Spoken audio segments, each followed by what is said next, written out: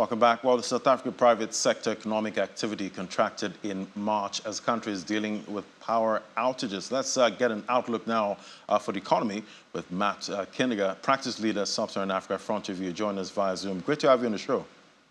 Hi, thanks for having me on the show today. So, Matt, what has caused this decline in private sector activity and sentiment in South Africa? Yeah, so there have been several factors in our view in terms of curtailing private sector activity, especially industrial activity and sentiment. So obviously the first one, the big one, is load shedding and power shortages in South Africa. This is the most important factor, and we're seeing industrial activity in particular really beginning to suffer. Manufacturing, construction, the mining industries are all starting to face increasingly widespread disruption from power shortages. They had been relatively insulated. South Africa, Eskom. And how long do you expect the current power shortages to continue for? So we would expect the power shortages to continue for, the foreseeable future. So we would expect to see power shortages probably to get a bit worse before they get better. Our base case view is that the government will struggle to improve power sector availability for at least the next year, maybe 2 years. There have been significant improvements in investments into independent power production.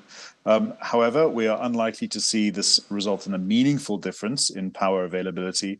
Load shedding is probably going to get worse over the course of the winter, over the next few months. And we are probably going to see certain municipalities be worse affected than others. So, for example, the city of Cape Town will make more progress in terms of being able to procure power independently. But the certain municipalities, but also industries, will really struggle.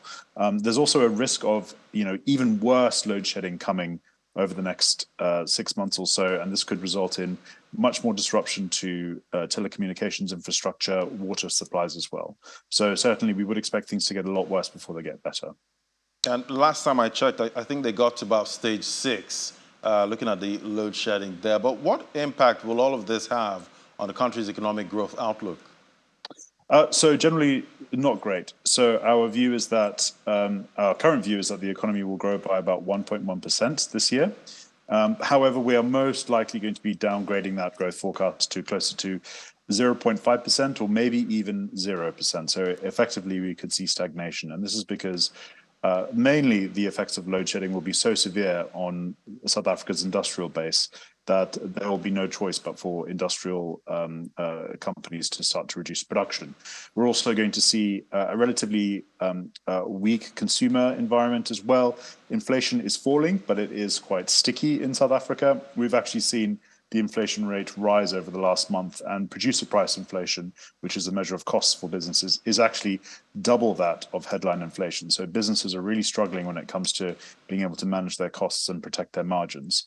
So we're not particularly optimistic in terms of the growth outlook over the next year or so. And there's also the big question of what will the impact of the election next year be on private sector sentiment. Probably a relatively negative one, especially if the ANC fails to secure a majority at the election as well. So a number of things that will be curtailing South Africa's growth outlook over the next 12 months. Yeah, and definitely, households and businesses are definitely going through a lot, with all this power cuts. What options are available to households and businesses at this time? I'm talking about sources of power. Yeah, so in terms of sources of power, I mean, what we're hearing is a lot of companies are investing in generators. So big, large-scale industrial backup diesel generators are the most popular option for bigger organizations, but they are incredibly expensive to run, especially because oil prices at the moment, global oil prices are very high. There is also a booming industry when it comes to solar panels and inverters in South Africa. So solar technology has become a lot cheaper over the last few years, but it is still quite expensive, and the ability of solar power to compensate for Eskom main grid supplies is quite limited. And there's also a massive backlog in terms of being able to procure solar panels. My own family in South Africa has said there's a 6-month waiting list for being able to install new solar panels at home. So certainly limited supplies. We're also seeing just changes in what companies are doing, what they're producing, the services that they're offering as well in response to much higher energy costs, as well as just limited supplies. So a number of things companies are doing to try to manage this. And the alternative's always more expensive. Thank you so much. That was Matt Kindiger, their practice leader, Sub-Saharan Africa Frontier View. Thank you.